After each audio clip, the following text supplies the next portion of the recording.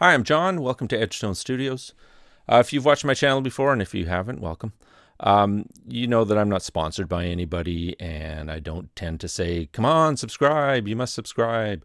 I just am doing this channel for fun as part of my studio, and I've had quite a bit of fun with the various projects I've been working on.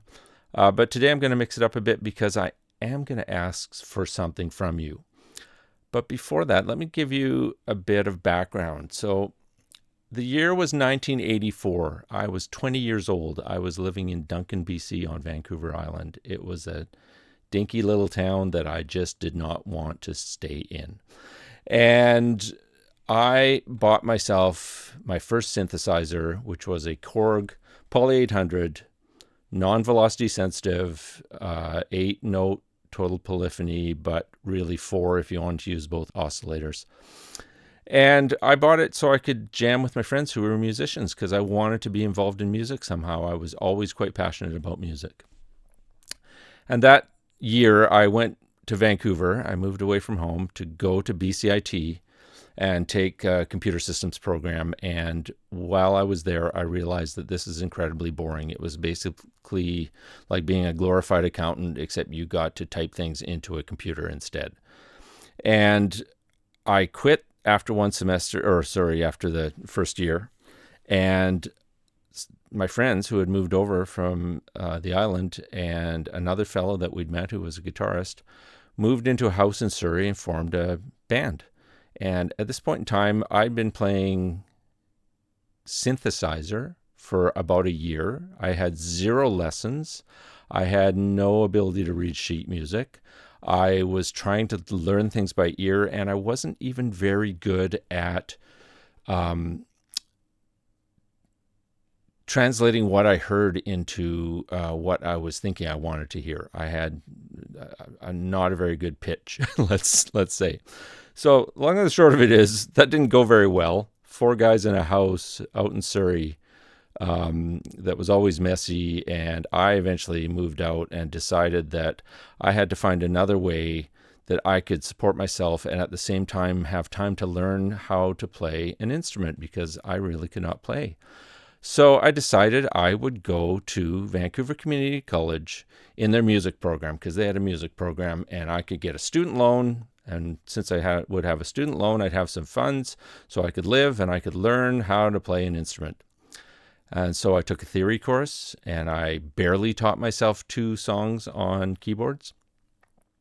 And I went and did an audition and I dreadfully failed that audition. And I did well in the theory course and I met a bunch of musicians that were also in the theory course that became friends of mine. And I showed up at the office on the day that class was not starting, but that people were finding out whether they were accepted into the program. And I was called into the office and I was told, well, obviously you didn't do well on your audition. I mean, I didn't even get through my songs. I literally did not know how to play a real piano. But I had a lot of gumption, I guess, and I didn't realize that was one of the aspects of my personality at that time. And I walked out of there quite deflated, but not unexpected as to my disappointment. And all my friends that I'd met in the theory course asked me if I'd gotten in, and I said, no, I've told you before, I don't really know how to play. And led by one of the women there, Sandra, thanks Sandra Hall, she led 4 or 5 of them into the director's office and said, you have to let John into this program or we're all going to fail theory. It's because of him we passed.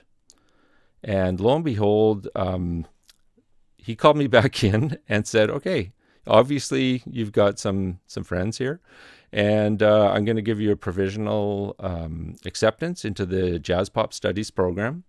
And as long as you show improvement, you can stay in the school. So for the next 2 years, I had the privilege of being someone who couldn't play an instrument, learning as much as I could and absorbing as much as I could about music at Vancouver Community College. And I met a bunch of friends there. Eventually met my first wife there. And while I was there, I also got involved in helping with live sound. And that led to me teaching synthesizer courses in the evening at the college after I graduated. And it also led to me getting a job at Columbia Academy of Recording and Broadcasting Arts in Vancouver. And I had the opportunity to learn audio engineering while teaching it as a lab instructor at the same time. And I really didn't know how lucky I was, but I knew I was doing something I really loved. And fast forward a couple of years, it's been 2 years at the college, working part-time, not enough to really long-term support myself. And I'd met my wife, as I said, we'd married, we had a kid on the way, and I decided I can't do music as a career. Financially, I have to support children now. I better go back and get my computer diploma. And that's what I did. I got my computer diploma. I worked as an IT network specialist for 25 years.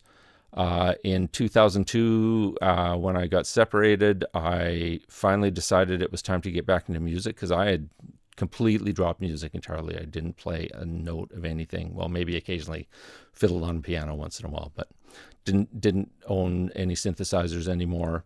I picked up a bass, started playing 2007. I decided to get back into recording. I built a little garage studio. The long and the short of it is that led to me eventually retiring and building my dream studio, which I broadcast from here on YouTube. And as soon as the studio was done, I was kind of feeling like I didn't have any inspiration for doing anything artistic because I'd been working so long and hard to get this thing built. And my oldest daughter approached me and said, well, why don't we challenge each other to write a song a month for the rest of the year, which would have been 11 months. And I said, cool, that would be a fun way to get something going. They are a wonderful singer.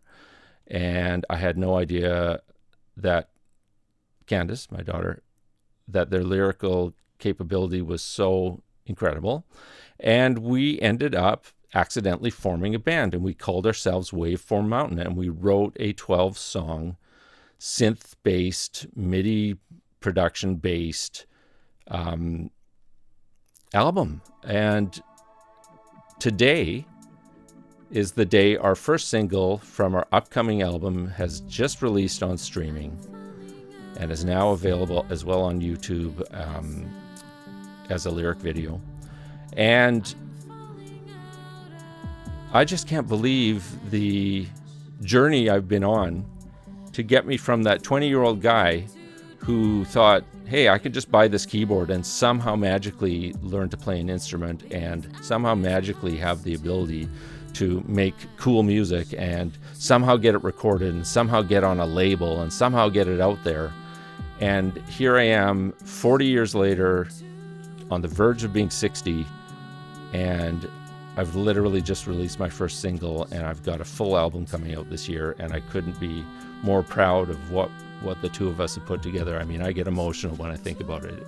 It's been so much fun. It's been such a ride. So our band is called Waveform Mountain. And my request for you followers who have been following me is please have a listen to our first single. And it may or may not be your cup of tea, but I think we've done a great job. And if you know of anyone who might like this style of music, please share it. We're trying to do the indie artist route. We've got a website, waveformmountain.com. We've got the single on all the streaming services. We've got a release schedule of 6 songs total, and then the full album coming May 3rd. We're trying to create content for it. We're doing all the little things involved, and it's a hell of a lot of work. It's way more work than I thought it would be, and it's taken away from creating more music. But hopefully that'll be in the near future. But the song is called Too Much. It's kind of a laid-back, chill, moody song, and I would say it's about the power of emotions and deep thoughts to really overwhelm your life. But yeah, have a listen. It's cool. Maybe it's been playing in the background here. Maybe I was smart enough to use it as background music. But that's my request. I've got more content coming in a while. I'm working on a few things, but it's going to take a while to get them ready. We'll have more songs coming out. The links to everything are in the description below. You can find us on Spotify, Tidal, Pandora, Amazon Music, YouTube Music, Apple Music, all the places. And as I said, our YouTube channel has the lyric video and you should not have any difficulty understanding Candace's lyrics because they are incredibly talented as a singer. So I hope you enjoy it. I hope you'll have a listen. Thank you for listening to my rant and my story. And I'm just really proud of what we've done. So I'm hoping that you out there, you studio owners who watch because you like studios, you gear owners who watch because you like gear, have some cool music you're creating and share it out in the world. And don't forget to, ask for help because it takes a community to get things like this going. So thanks for watching. We'll talk to you later.